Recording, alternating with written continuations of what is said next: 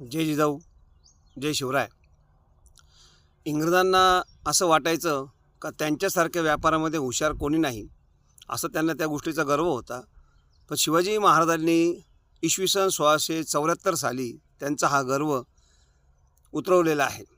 खूप मजा केली त्यांनी शिवाजी महाराजांनी इंग्रजांची.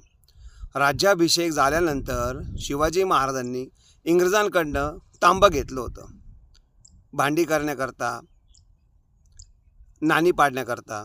भांडी म्हणजे स्वयंपाकाला लागणारी भांडी नव्हे, त्या काळात तोफांना भांडी हा शब्द होता. म्हणजे तोफा बनवण्यासाठी आणि रायगडावरची जी आपली टंकशाळ होती त्यामध्ये नाणे पाडण्यासाठी तांबं घेतलं होतं.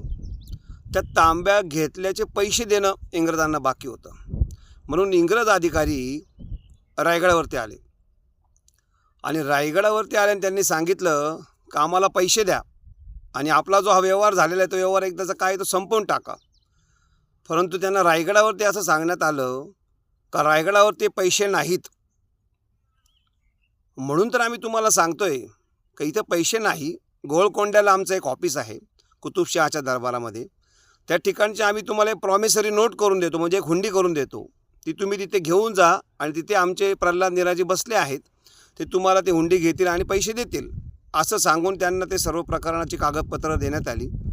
त्यानंतर तो मुंबईचा कुरिअर होता, तो मुंबईचा कुरिअर गोलकोंड्याला जात नव्हता. त्याने ते सर्व कागदपत्र आपले मुंबईच्या अधिकाऱ्याला दिले. जेरोड एंजोल जो मुंबईचा अधिकारी तिथे होता, गव्हर्नर, त्याला दिले. डेप्युटी गव्हर्नर होता तो. आणि त्यांनी ते सर्व सुरतेला पाठवले.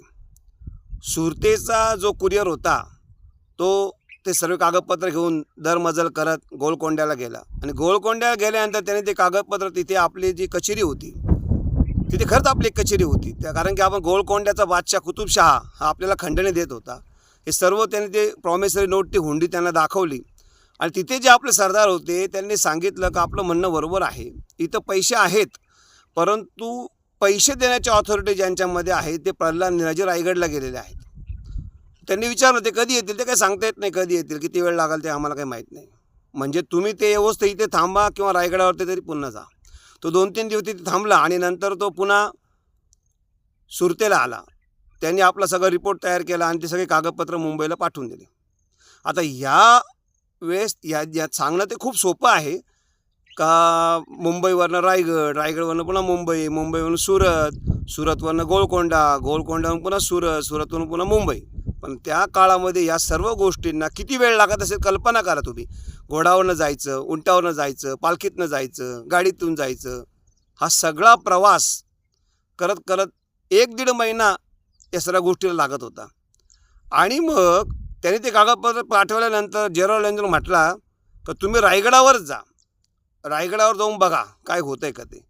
म्हणून नारायण शेणवी नावाचा दुभाषा हा रायगडावरती गेला. त्यावेळेस रायगडला जायचं म्हणजे मुंबईवरनं त्या पेणला यायचं, जिथं आष्टम आहे, जहाजातून यायचं आणि त्या पेणला उतरल्यानंतर घोडातून जायचं, उंटावरनं जायचं, पालखीतून जायचं, पेणवरनं जायचं त्या पोलादपूरला, छत्री निजामपूरला, छत्री निजामपूरवरनं जायचं गांगोळीला, गांगोळीहून जायचं पाचाडला, पाचाडवरून जायचं रायगडवाडीला आणि रायगडवाडीहून मग रायगडावरती जायचं. असा सगळा प्रवास करत करत नारायण शेणवी रायगडवाडीला पोचला आणि वरती निरोप पाठवला. त्यावेळेस काय नुकताच राज्याभिषेक झालेला होता आणि मोरोपंत पिंगळे हे पंतप्रधान होते, ते कामात व्यस्त होते. त्यामुळे याला तिथे 1-1.5 महिना खाली थांबून ठेवलं आणि मग नंतर वरती जायची परवानगी मिळाली. त्यावेळेस हा नारायण शेणवी वरती गेला रायगडावरती आणि मोरोपंत पिंगळ्यांना भेटला आणि त्यांना सांगितलं की एकदाचा आपला जो व्यवहार झालेला आहे तो एकदाचा व्यवहार संपवून टाका, आम्हाला काय ते पैसे देऊन टाका. ते म्हटले अहो रायगडावर खरेच पैसे नाहीत, असते तर आम्ही देऊन टाकले असते, इथं पैसे नाहीत म्हणून आम्ही तुम्हाला सांगितलं गोलकोंड्याला. तेव्हा सारखं सारखं गोलकोंड्याला कोण जाईल, आम्ही गेलो होतो गोलकोंड्याला. हो म्हणे खरं आहे, तुम्ही गोलकोंड्याला गेले होते, तिथं प्रल्हाद निराजी होते, ते रायगडावरती एका बैठकीत आम्ही आले होते आणि ते आत्ताच बैठक संपली आणि 2 दिवसापूर्वीच ते रायगडावरून पुन्हा गोलकोंड्याला गेले आहेत. त्यावेळेस इंग्रज अधिकारी म्हटला, त्यावेळेस तो नारायण शेणवी म्हटला का सारखं सारखं गोलकोंड्याला कोण जाईल, तुम्ही काय तो व्यवहार आमचा इथेच क्लिअर करा आणि संपवून टाका. त्यावेळेस मोरोपंत पिंगळे म्हणायचे इथं पैसे नाही, तो म्हणायचा पैसे द्या. त्यावेळेस मोरोपंत पिंगळे म्हणाले हे बघा मी या राज्याचा पंतप्रधान आहे आणि आम्हाला तुमच्याशी कायम व्यावहारिक संबंध ठेवायचे आहेत, त्यामुळे मी तुम्हाला एक उपाय सांगतो, तो उपाय तुम्ही कराल तर बघा. आमचे अलिबागला गोडाऊन्स आहेत, त्या अलिबागच्या गोडाऊन्समध्ये अष्टगारातली जी प्रजा आहे ती कर रूपाने त्या ठिकाणी भात, नारळ, सुपारी हे सगळं टाकत असते. आम्ही तुम्हाला या पैशाच्या मोबदल्यामध्ये भात, नारळ आणि सुपारी द्यायच्या वराता काढतो, तुम्ही तिथून ते घ्या. आता पैशाच्या ऐवजी भात, नारळ आणि सुपारी घ्यायची ऑथॉरिटी या नारायण शेणवीमध्ये नव्हती. तो म्हटला ही ऑथॉरिटी माझ्यात नाही, मला मुंबईला जावं लागेल, साहेबांना विचारावं लागेल. मोरोपंत पिंगळे म्हटले सावकाश जा, काही घाई करू नका, सावकाश जा, जेरॉड एंजल साहेबांना विचारा आणि मग सांगा आम्हाला काय करायचं ते. मग त्याने ते सर्व आपले हुंडीचे कागदपत्र वगैरे घेतले आणि तो पुन्हा रायगडावरनं आला, रायगडवाडीला आला, पाचाडला आला, गांगोळीला आला, पुन्हा छत्री निजामपूरला आला. हा सगळा प्रवास करत आष्टम्याला आला, पेणला आला, तिथे जहाजात बसला आणि मुंबईला गेला. आणि मुंबईला जेरॉड एंजलला त्याने सांगितलं का तिथे मोरोपंत पिंगळे भेटले. त्यांनी सांगितलं का भात, नारळ आणि सुपारी याच्या वराता आम्ही काढतो, तुम्ही त्या अलिबागच्या गोडाऊन्समधून घ्या. त्यावेळेस तो इंग्रजांचा अधिकारी जेरॉड एंजल म्हटला हे सगळं भारी लोक आहे रायगडावरती बसलेले, हे काही एवढे सोपे नाही आहे, हे तुम्हाला सांगताय का आम्ही वराता काढतो अलिबागच्या गोडाऊन्समधून, तुम्ही भात, नारळ आणि सुपारी घ्या. आणि आतून आपल्या प्रजेला असा संदेश देतील का जोपर्यंत पुढची सूचना येत नाही तोपर्यंत अलिबागच्या गोडाऊन्समध्ये काहीही टाकायचं नाही, दुसरीकडे कुठेही टाका पण अलिबागला टाकू नका. इतके हुशार बनेल लोक आहेत ते. त्यामुळे तू असं कर, सरळ रायगडावर जा.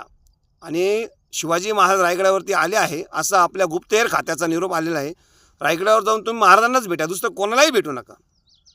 पुन्हा तो नारायण शेणवी रायगडावर जायला निघाला आणि त्याच्याबरोबर एक इंग्रज अधिकारी फ्रान्सिस मॉलिव्हेरेर नावाचा जेरॉड एंजलने दिला.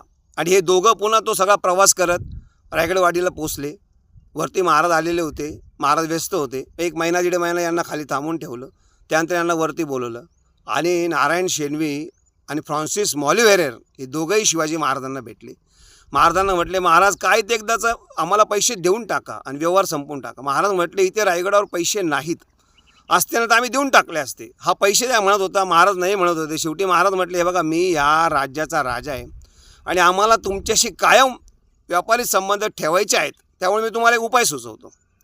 आता उपाय सुचवतो म्हटल्यावर नारायण शेणवीच्या पोटात गोळा आला, कारण कोणताही उपाय सुचवला म्हणजे ते उपाय पूर्ण करण्याची ऑथॉरिटी या दोघांमध्ये नव्हती. तर पुन्हा मग आता रायगडावरनं मुंबईला जावं लागेल. महाराज म्हटले हे बघा मी तुम्हाला या पैशाच्या ऐवजी सोनं किंवा चांदी रायगडावरनं देतो आणि हा आपला व्यवहार संपेल असं तुम्ही आम्हाला लिहून द्या. आता पैशाच्या ऐवजी सोनं किंवा चांदी घ्यायची ऑथॉरिटी या दोघांमध्ये नव्हती, कारण की त्यांचे भावरोज बदलत असतात. त्यामुळे ते म्हटले आम्हाला मुंबईला जावं लागेल, साहेबाला विचारावं लागेल. महाराज म्हटले जा सावकाश जा, काही घाई करू नका, तुम्ही मुंबईला जा. पण तो फ्रान्सिस मॉलिव्हेरेर म्हटला का मी इथे थांबतो, मला काही जमते का बघतो मी. शेवटी त्याला गर्व होता आपण इंग्रज अधिकारी हुशार आहे बा आपण. नारायण शेणवी पुन्हा हा सगळा प्रवास करत मुंबईला आला. जेरॉड एंजलने बघितलं का याही वेळेस नारायण शेणवीच्या हाताला काही लागलेलं नाही. तो म्हटलं काय झालं, महाराज होते, महाराज भेटले, काय म्हणाले. महाराज म्हटले का तुम्हाला या पैशाच्या ऐवजी चांदी किंवा सोनं देतोय, तुम्ही घ्या. जेरॉड एंजल म्हटला अरे तो जो देतोय ना ते घेऊन टाका, नंतर शिवाजी आपल्याला काहीच देणार नाही. तो जे देतोय ते तुम्ही घेऊन टाका. सारखा तिकडे TADA घेतो म्हणे, आमचं तू काही काम करत नाही, थोडा दिवस बघू म्हणे आपण आपला फ्रान्सिस मॉलिव्हेरेर काय करतो. तो फ्रान्सिस मॉलिव्हेरेर देखील 16 दिवसांनी पुन्हा तिथे मुंबईला आला. जेरॉड एंजलला म्हटलं हे रायगडावर सगळे भारी लोक आहेत, देतो करतो बघतो म्हणता पण काही देत नाही. हे पुन्हा दोघं रायगडावरती गेले. नारायण शेणवी पुन्हा रायगडावरती गेला आणि रायगडावरती गेल्यानंतर शिवाजी महाराजांना भेटले आणि शिवाजी महाराजांना म्हटले महाराज काय ते देऊन टाका, चांदी किंवा सोनं जे असेल ते देऊन टाका. महाराज म्हटले तसं नाही, चांदी का सोनं हे क्लिअर करा आधी, दोघांमध्ये काय पाहिजे ते. आता पुन्हा चांदी घ्यायचं का सोनं घ्यायचं ते विचारायला मुंबईला जर गेलं तर इंग्रज अधिकारी आपल्याला शिव्या घालेल. म्हणून नारायण शेणवी म्हटलं महाराज द्या चांदी देऊन टाका. मग आता पुढचं काम मोरोपंत पिंगळ्यांचं होतं. मोरोपंत पिंगळे त्यांना जामदार, महाराज म्हटले यांना जामदार खान्यात घेऊन जा. ते जामदार खान्यात घेऊन गेले आणि चांदीच्या प्लेट्स निघाल्या, तराजू निघाला आणि मोरोपंतांनी सांगितलं इथे चांदीचा भाव 28 रुपये शेर आहे. मी 1675ची गोष्ट सांगतोय आपल्याला. ते म्हटले कसं शक्य आहे, सर्वीकडे तर चांदी 23 रुपये शेर आहे, तुम्ही 28 रुपये शेर सांगता. तुम्ही बघा पूर्ण रायगडावर जा, कोणालाही विचारा, इथे तोच भाव असेल. त्याने विचारलं रायगडावर सर्वीकडे सगळे तेच, आता सगळे बनेल लोक आहे म्हटलं, तो इथे सगळे 28 रुपये शेराने देतात. तो म्हटलं काय ते देऊन टाका, जेरॉड एंजलचा शिवाय घालण्यापेक्षा देऊन टाका म्हटलं. मग 28 रुपये अशा चढ्या भावाने ती चांदी नारायण शेणवीला दिली आणि त्याच्याकडे लिहून घेतलं का सर्व प्रकार संपलेला आहे, आमचा व्यवहार संपला, आम्हाला पैसे मिळाले. असं हे सर्व चांदी वगैरे घेऊन तो नारायण शेणवी मुंबईला गेला. आणि जेरॉड एंजल समोर त्याने ती चांदी ठेवली. जेरॉड एंजलनी हा सर्व आपला पत्रव्यवहार ईस्ट इंडिया कंपनीला लिहून पाठवलं आणि त्याने सांगितलं का 1.5 वर्षापासून आमचा शिवाजी महाराजांबरोबर चाललेला व्यवहार आज संपुष्टात आलेला आहे आणि या सर्व व्यवहारांमध्ये आम्हाला 22.5% तोटा झालेला आहे, असं जेरॉल्ड एंजलने ईस्ट इंडिया कंपनीला लिहून पाठवलं. कारण की फ्रान्सिस मॉलिव्हेरेचा देखील हा प्रवास वृत्तांत छापून आलेला आहे. इंग्लिश रेकॉर्ड ऑन शिवाजीमध्ये आपल्याला या सर्व गोष्टी वाचायला मिळतात. यावरून ही गोष्ट सिद्ध होतं का शिवाजी महाराजांनी दाखवून दिलं का इंग्रजांना जो गर्व होता का आमच्यासारखे बुद्धिमान व्यापारात कोणी नाही, त्यांचा देखील महाराजांनी गर्व हरण केला आणि त्यांना व्यापारात देखील 22.5% नुकसान महाराजांनी करून दाखवलं. म्हणजे समुद्रावरती गलबताने आम्ही तुमचा पराभव जर नाही करू शकलो तर व्यापारात आम्ही तुमचा पराभव करू शकू, हे शिवाजी महाराजांनी दाखवून दिलं. म्हणून शिवाजी महाराजांना शिवाजी द मॅनेज गुरु असं म्हणतात. जय जिजाऊ, जय शिवराय.